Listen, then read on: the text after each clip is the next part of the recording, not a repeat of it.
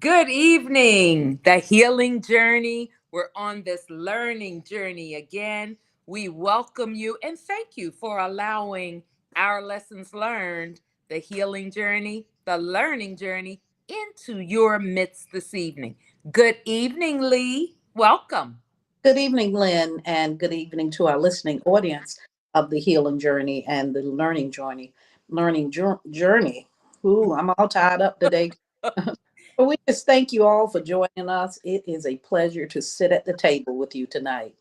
Yes, as we talk about table talk tonight.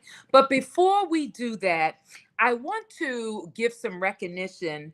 When we refer you, we have our attorneys, our preferred attorneys, and sometimes you hear things in the news, but I bet you didn't hear that Attorney Gurley and the Gurley Law Firm, they're going to be celebrated and they're going to be recognized at the 70th anniversary for the ACLU on Friday, the 19th of September. That is a great honor to be honored by the ACLU. So we kudos to them. We congratulate them. We're so proud of them Yes, we are. for all that they stand for, all that they have been fighting for lately. And, it takes a lot to go up against what they have gone up against. And you know what? To God be the glory. Because Yes. the Bible says, touch not my anointed. Mhm. So, Brooke Gurley and Jerry Gurley, hats off. We're glad to be able to recognize you and we honor you as well. Lee? Congratulations. That's good news. Good Yes. news. Yeah. Congratulations, Gurley Law Firm. And Yes. they are part of us, and we're a part of them. Exactly, exactly. So, we want to get right into uh our coming upcoming events, and we do have our January race. You know how you pack those pounds on in December and November? Well, in January our race will be up again. It is Saturday, January the 10th, and that will start at 0800. You know we're going to be on time. So that is going to be at Harbor Park, and our flyer will be out soon. We are looking for in-kind sponsorships. So if you have a business or anything and you'd like to come out and be an in-kind sponsor, please get in touch with Lee and I. We have some different things that we're going to do this year. And, we want to answer your questions online and do some different things. So that's going to be upcoming. And you will be privy to that information shortly. Um, we want to get right into our table talk tonight. And we thought since it's Suicide Prevention Month, we want to really get into that mental health issue because inmates are at a significantly higher risk of suicide than the general population. And there are several complex, overlapping reasons why they might think about attempted suicide. So it's a lot for us.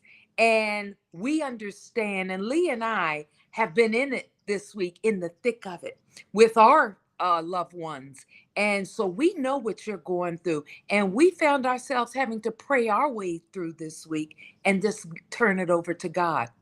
Hmm. So when we talk about suicide and the inmates, your loved ones, the first thing is isolation and loneliness, separation from family, friends, and society, separation anxiety. This might be new to them. They've never been away from home, never been to college, but they're taken out of their surroundings, and that can lead to intense feelings of abandonment. Also, solitary confinement. And I dealt with this week with an inmate who was placed on lockup, as they call it, solitary, and there was no social contact, no windows, and that can worsen the psychological distress. And this gentleman talked about suicide. So that was deep for us this week as OLL, talked about that. Loss of freedom and identity, the loss of control over basic aspects of life, when to eat, when to sleep, when to move, that can be dehumanizing. I remember that someone was on our show and they talked about their loved one when they came home and they were waiting for them to tell them what to do because everything in there is programmed in them. Yeah. So it's dehumanizing to them. Many of your loved ones experience a crisis of identity, feeling reduced to a number or a crime. And Mm-hmm. that's so true. They're wearing a branded shirt, they have an ID, and that can be dehumanizing to them. So, those are the things that are very important. And, I want you to check out for that. The mental health issues. A large percentage of inmates have pre existing mental health conditions such as depression, PTSD, bipolar disorder, or schizophrenia. And those are some serious conditions, and they can be mistaken for other things. So, a mental health um, person should be on uh, right there at the prison where they can be assessed. These often go untreated or are poorly managed in prison, leading to worsening symptoms, especially the bipolar if it has psychosis, and the schizophrenia where you're hearing voices and delusions, psychosis. Then Mm-hmm. there's the guilt and the shame. Some inmates feel overwhelming guilt for their crimes, especially if they were harmed. Shame and stigma can lead to self loathing and hopelessness. So it's up to us to keep them hopeful. We go through a lot as well, but Right. you know what? We got to pick it up and we've got to keep them hopeful. Fear and vulnerability, some excuse me, sometimes, prisons can be violent and unpredictable and leaving inmates in a constant state of fear and hypervigilance. Victimization, bullying, or sexual abuse in prison further increases their suicidal risk. They may feel like I can't get from under this. I there's no way out. So, that is one thing. The hopelessness about the future. There is no hope. I've been in here for so long. There's uncertainty about their release. Reintegration or facing additional charges can also contribute to despair. When you get below 2 years, then you go to a work release. And that's where my son is right now.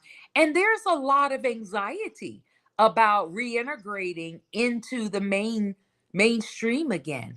So much has changed. Technology, so many laws and rules and things of that nature have changed. So, yes, there is that anxiety, or should people say fear of the unknown when Mm. they come out. Then, when they go in, also the withdrawal from substances. If they went in and they were a heavy user, well, you got to withdraw, and that can send some people into having a heightened sense of suicidal ideations, and they may experience some painful withdrawal symptoms when incarcerated. And then there are the physical and psychological symptoms that can heighten that suicide ideations. Inadequate support systems. This is why we're on here. You have to try to support your loved one. I know it's hard sometimes. I know it is, but that support is needed. Many prisons lack adequate mental health care or suicide prevention resources. The staff may be undetermined to recognize or respond to warning signs. And over these last 2 weeks, Lee and we've been going through several things with our loved ones, and we have to keep them up and keep ourselves up. So we supported each other, and that was so important. Lee, would you like to comment on how important Suicide Prevention Month is? Well, Lynn, sometimes the subject matter, it's not comfortable, but it's there because you just never know if the subject will be on your doorstep. Sometimes someone listening may need a kind word Mhm. from me or you or even uh, any of us to each other, and stuff. So we have to sort of keep that in mind when we talk about this subject because it's not a comfortable subject that we're talking about, but it's needed.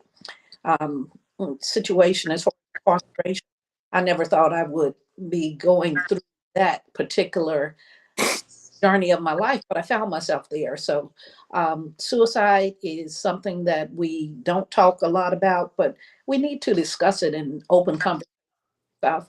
And the National Prevention Month is September, and I think they might have pulled that into associating that with 9/11, perhaps.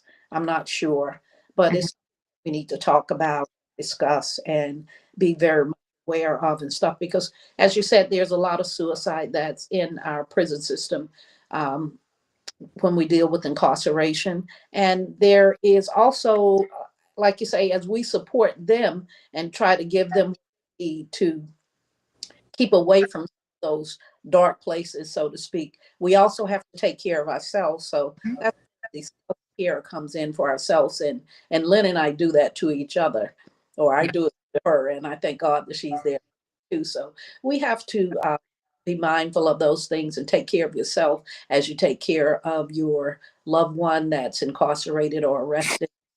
Mhm. Keeping in mind that usually, from what I understand, those first 30 days of incarceration or arrest are kind of the most that at that period of time is when you find a lot of Crucial. Yeah. suicides there and stuff. So from the beginning, we got there and walk with them as well as take care of ourselves from the beginning all the way through the process. And we know that the numbers are higher for men, Mhm.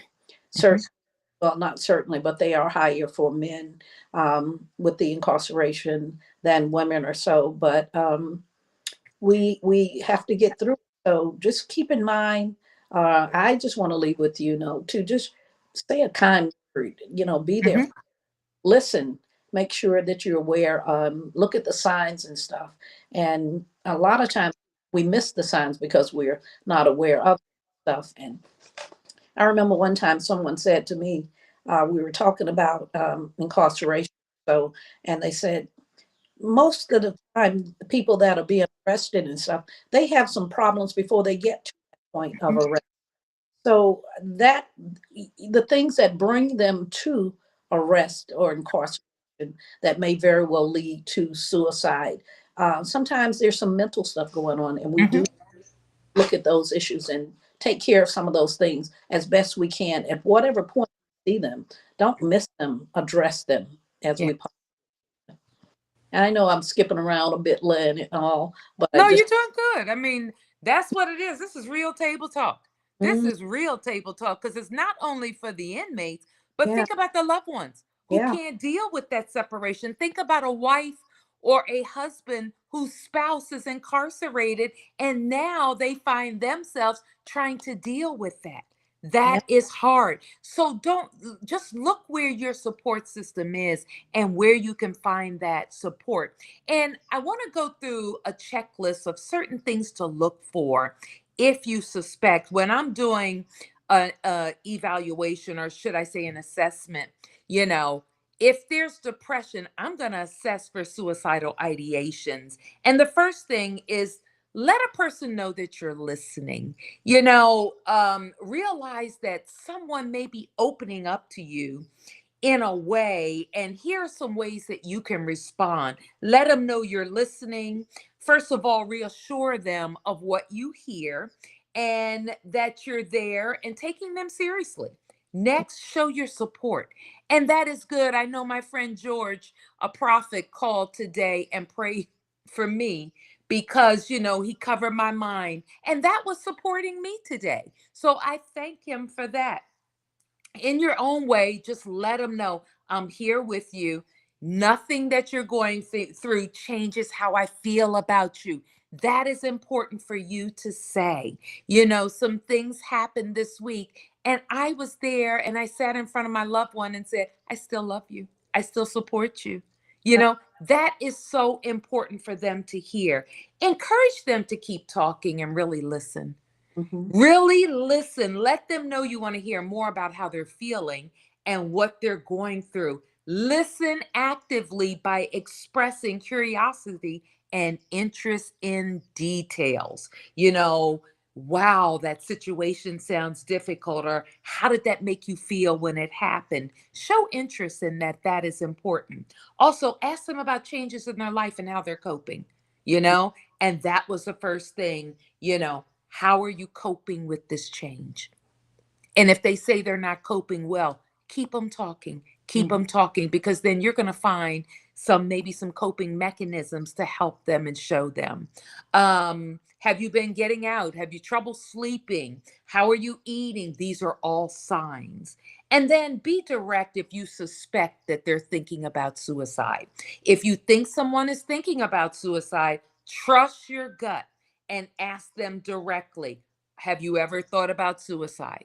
Are you thinking about suicide at this time? Don't, research shows it will not put the idea in their head or push them into action. Often they'll be relieved that someone cares enough to hear about their experience with suicidal thoughts. That is really something. Listen to them. Are you Mhm. thinking about harming yourself? Does it ever get so tough that you may think about ending your life? Make sure you're not passing judgment. Don't say you're not thinking of doing something stupid, are you? Please don't say that to them. Don't say it at all. Don't say, think of what it would do to your parents. At that point, they're not thinking about that. They're thinking about themselves. Instead, reassure them that you understand. I care about you. I understand what you're going through.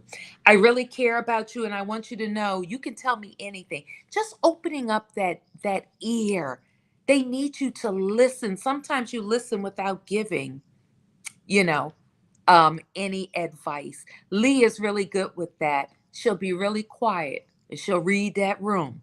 But, then she'll be able to give you advice, or she'll be able to tell you. What can you say if you tell you're thinking about killing? What can you say if they tell you they're thinking about killing themselves? How often have you had these thoughts? When it gets really bad, what do you do? What scares you about these thoughts? What do you need to feel safe? Do you have a plan? These are the things that are very important. Stay calm. Just because someone is having thoughts of suicide doesn't mean they're in immediate danger. Take time to calmly listen to what they have to say and ask those questions. Also, reassure them that help is available. Have you seen a counselor? Well, no, I don't need to see a counselor. Well, have you ever seen a counselor? Ask these engaging questions to really make them think about, a mental health professional. And the fact that they're having these thoughts tells you something significant is Mhm. going on for them right now. And the good news is help is out there and you can get help for them. And then follow their lead and know when to take a break. This is going to be a tough conversation for them to have. But first of all, they want to know if they can trust you. Mhm. So you want to take that break, let them take that break, and then maybe go back to it. Mhm. Okay? Don't bombard them with so much at one time. So that is going to be important. And then let them know that you're there to support them, not to judge them. That is the most important thing. I'm not here to judge you, I'm here to support you. How to suggest they could benefit from professional help is you're being a great person, having the supportive conversation. I hear that you're struggling.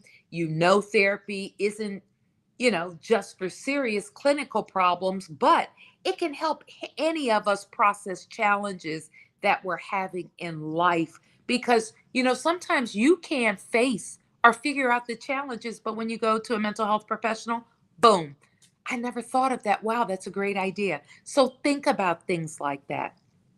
You're in good company, and that's what they need to know. Hey, you're in good company. They feel supported and surrounded by you listening. And then help them connect. Sometimes making the first moment of contact to a professional for them can help them connect. So that is something that can be therapeutic and good. And you can, well, I don't have insurance. Okay, well, let's see if they have a good faith estimate, for you, and that can help. And if they're concerned about their privacy, the person is worried about others finding out, let them know their worries are mostly unfounded. Uh, Mental health counseling is extremely confidential and important. So, the only time that they have to tell is, if you do have a real plan and there are some things by law that mental health counselors have to a duty to warn. But, maybe as the folks say, they can talk you down from that plan, and that is important. So, get the help that you need, and not only for your loved ones on the inside, for you. If Yes. this is hard for you, please connect. We are on here. We know what you go through Mm. because we struggle with a lot of this ourselves. And this is why we started. We said that we never wanted another loved one to go through what we went through because this is so hard. And that's where we are trying to help others. And it's so important. Lee, would you like to add something on to that?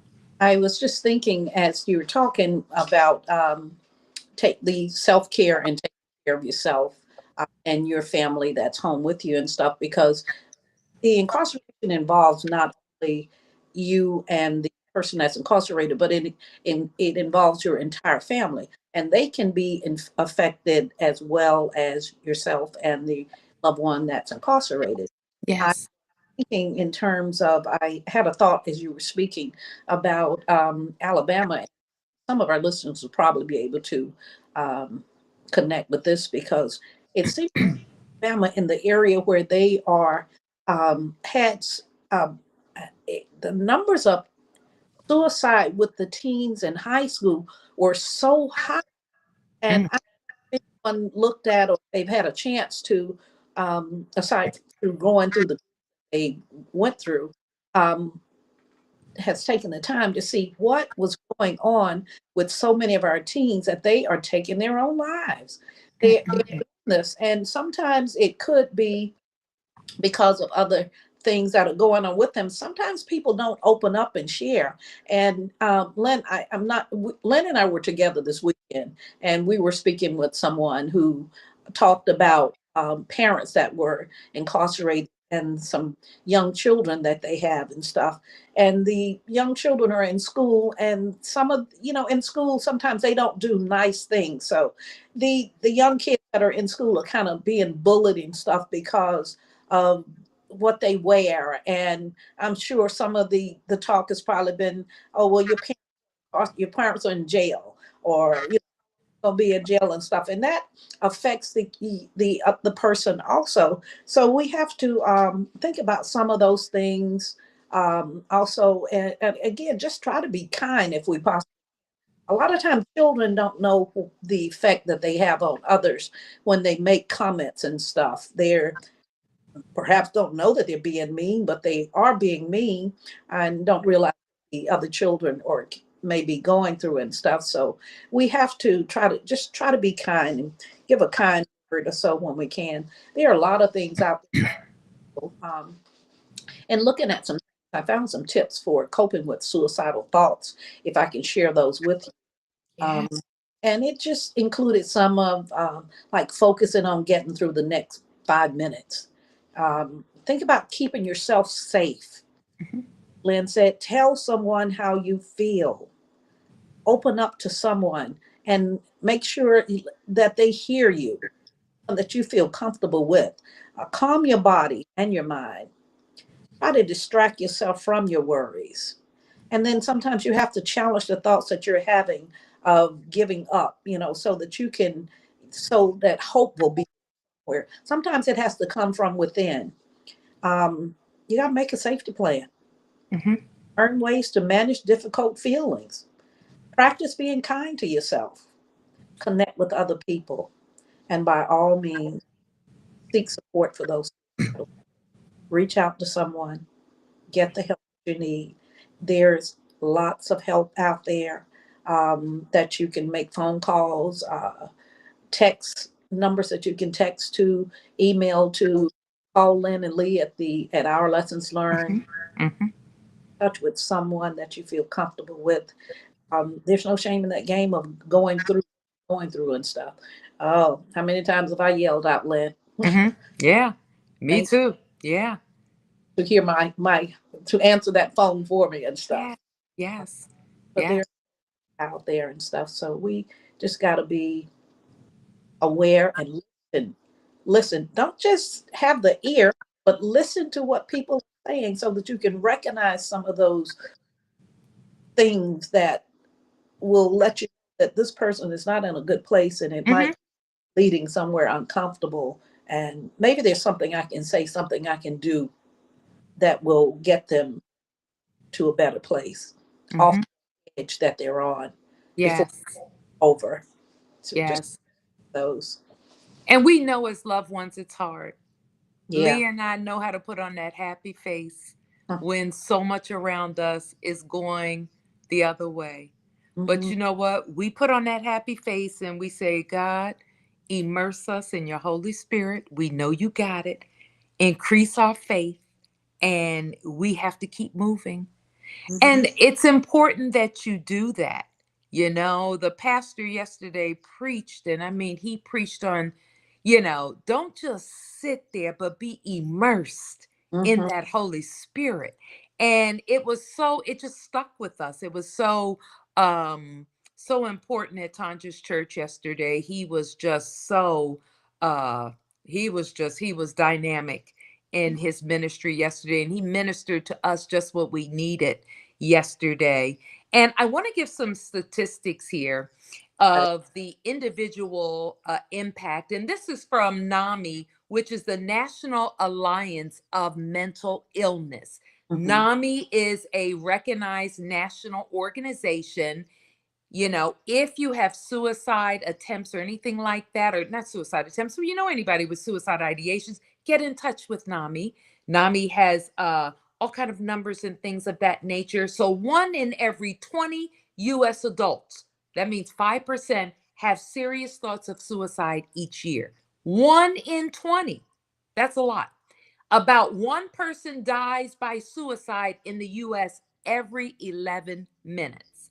Although more women than men attempt suicide, men are 4 times more likely to die by suicide. 79% of all people who die by suicide in the US are male. In the US, suicide is the second leading cause of death among people ages 10 to 14 and among people ages 15 to 24, and the 11th leading cause of death overall. Now, what's wrong with those statistics right there? Something's wrong with those statistics. And it's the leading cause of death in the prison system. Eggs, there you go. Leading cause. Yes, yes. And then when you look at the community, the LGBTQIA, that is a big impact right there. Mm-hmm. They are impacted of serious thoughts of you know of suicide, and that is something that that community is just faced with that. And crisis can't wait. Crisis can't wait. Tell someone, get involved, make a difference in someone's life. And getting help Monday through Friday. And please, if you're in a crisis, please, you can text or chat 988. Text 988 and chat with someone. That's all you have to do. You're on your phone all the time. So make sure you put that number in there, text 988. If you feel that the thoughts are where you can't get out, that deep, dark hole that you have sunk into, 988 will help you climb out of that hole. And if you forget that number, NAMI, Mm-hmm. okay? National Suicide Hotline. There's also a crisis number, and you can get help Monday through Friday from 10 a.m. to 10 p.m. And it is 800-950-6264. NAMI. NAMI. Mm-hmm. So there's help out there. You might not have anyone that you feel you could talk to because you don't want to let your people know what you're going through. Call NAMI. Mm-hmm. They will help you. Yeah. A life is important. Yes, it It is. is very important. So please make sure that you get that support. Lee and I are here. And we just wanted to recognize Suicide Prevention month because of the rate and it's increasing. Mm-hmm. So when you know better, you can do better. Yeah. And that's why we wanted to bring this to you this evening. And we just thank you for allowing us to give you those statistics and give you those things about your loved ones. Support them. Support them. They need that. They're already feeling shame and guilt. Support them. They need you. This is not the time. Ask God to help you with that unforgiveness. Leah and I are here. We can support you. We're walking with you in this. This does not fall on deaf ears. Mm-hmm. And we pray that God will come and help you in your time of trouble. He may not come when you right there want him, but he's always on time. Yes, he We is. know we serve an on-time God, right, Lee? Yes, we do. And he will uplift you so you can uplift your young one, your loved one who might need that uplifting right now. So we just wanted to let you know that, and we're very excited about our next um our next show on September 29th. You don't want to miss this next show. We're going to have Professor Dawn McQuiston. She's a professor of psychology at Wolford College. And Lee, do you want to go ahead and tell them what she does? She works with wrongful conviction. Wrongful convictions. Wrongful So conviction. you definitely want to be in the number on our next she is geared up, she's excited. She talks about so much stuff that we didn't even know. And see, we're here to educate. We're here to let you know these things when you know these are the things you can do. She will educate you on so much that's out there. You also, if you can't get, you know, answers, you do have an ombudsman. So make sure that you are in touch with your ombudsman. Write these letters. Stop letting things go by. Take Mm-hmm. action. Mm-hmm. Okay? Take action and stand up for your loved one. Lee, That's. would you like to add anything to that? I think we got it all in there. We got it all in there. We want to hear from you. We're at the We table. want you to write your letter in so we can talk about it and answer it. Mm-hmm. You know, back in the day, it was Dear Abby. This happened and that happened. We didn't know who it was, but Yeah. Dear Abby would answer it. So we're going to use that kind of format. Dear Lynn and Lee, Dear Mm-hmm. OLL, let us know so we can answer. And that's going to be going forward. That's what we want to talk about. We're not going to mention your name because a lot of you just want to be anonymous. We respect privacy, but letting you know this is also a safe environment for us. Yeah. So when you bring it to us, we'll disguise it the way we need to, but we're going to have that. Dear Lynn and Lee, Share your thoughts. share your thoughts. Let Mm. us know so we can answer you. Until September 29th, be safe, be thoughtful, be courageous, be supportive, Be kind.